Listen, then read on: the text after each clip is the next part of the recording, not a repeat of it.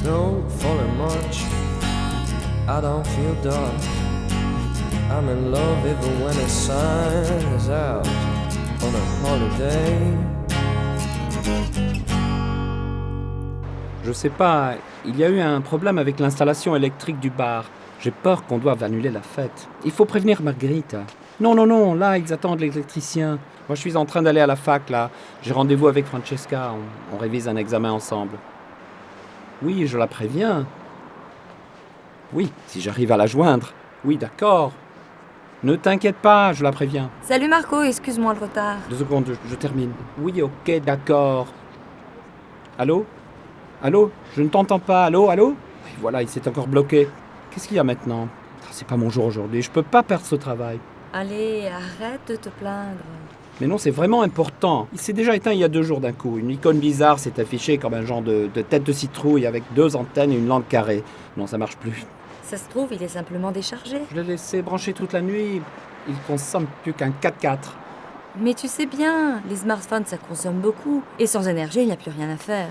Et puis surtout ton portable. On y va ? Il faut de l'énergie pour vivre et faire ce qui nous plaît.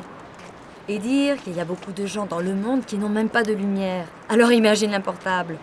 Eux aussi ont besoin d'énergie. C'est beau ce que tu dis, mais en attendant, il faut absolument que j'appelle Margherita, ok ? C'est sûr qu'il y a quelque chose qui ne tourne pas rond dans ce système. Justement, car c'est un système assez compliqué, complexe, avec des machines, des ordinateurs... Oui, et des personnes avec leurs besoins et différents intérêts. Mais là, il faut vraiment que je parle à Margherita. Sinon, je perds mon boulot, la fête est annulée. L'énergie a ses propres lois de production et de consommation. Elle a un coût, à commencer par la pollution. Et on fait quoi alors ? Il n'y a pas d'alternative. On a besoin d'énergie. Sans elle, tout s'arrête, tu l'as dit toi-même. Oui, voilà.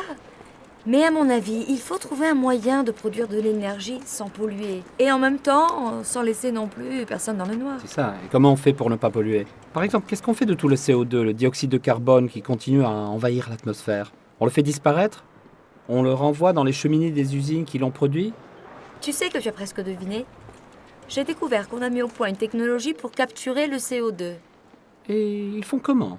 On m'a dit que le carbone, qui est extrait sous forme de pétrole, gaz ou charbon, une fois libéré par combustion et reformé en CO2, peut être injecté sous terre en profondeur. C'est une sorte de voyage circulaire.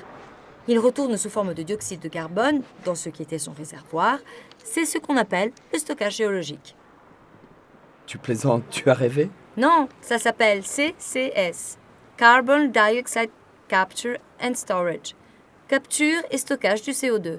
On dit que ça pourrait nous servir de pont vers une nouvelle réalité. Alors imagine, avant le pont, les usines avec les cheminées. Après le pont, les usines sans cheminée. Incroyable. Mais comment ça marche ? Il y a 3 étapes fondamentales. Le captage du CO2, le transport dans des gazoducs ou des bateaux-citernes, et puis le stockage à proprement parler, qui consiste à conserver et enfermer les émissions de CO2 dans les profondeurs de la Terre pour des milliers d'années. Quelqu'un a déjà essayé de le faire ? Oui, ça se fait déjà dans certains pays. En Norvège, sous le fond de la mer, au Canada, aux États-Unis. Ils enterrent le CO2 directement dans des pièges géologiques.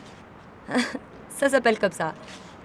Dans les pores de la roche qu'ils absorbent, plus ou moins comme une éponge. Ça a l'air compliqué. Oui, mais tu te rends compte, comme ça, on peut changer quelque chose pour ces grandes quantités de CO2 qui encore maintenant sont envoyées tous les jours dans l'air par les centrales et les usines. Et ça, enfin, ça suffirait à faire changer nos vies ? Non, tout seul non. Mais ensemble, avec d'autres technologies, ça peut aider à changer la façon de produire et de consommer l'énergie. Et alors, peut-être que quelque chose pourrait changer dans le monde. En partant de ma batterie de téléphone déchargée, on est passé à refaire le monde. Et peut-être c'est ça qu'il faut faire, parce qu'on est tous connectés. C'est ce que je dis toujours. Oui, tous liés les uns aux autres. Et je suis toujours plus convaincue que chacun de nous a un rôle à jouer pour améliorer ces mécanismes complexes. Oui, je n'y avais jamais pensé. Peut-être parce que je pensais que ça me regardait pas. Avoir de l'énergie nous semble normal, facile. Tu appuies sur un bouton et tac, la lumière. Mais je crois qu'il serait temps que je commence à y penser. Et pas seulement moi. Qu'est-ce que tu en dis, Francesca ? J'en dis que ton téléphone s'est rallumé. Et je crois que tu as reçu un message. Ça doit être Margherita. a daydream. Yes.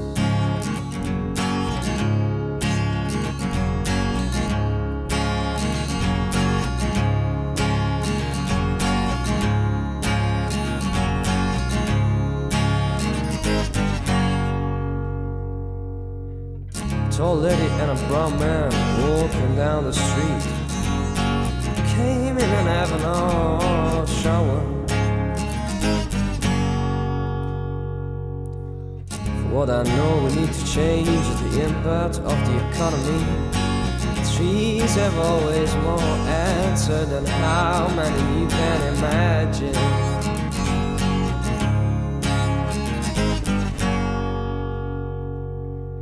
Take me to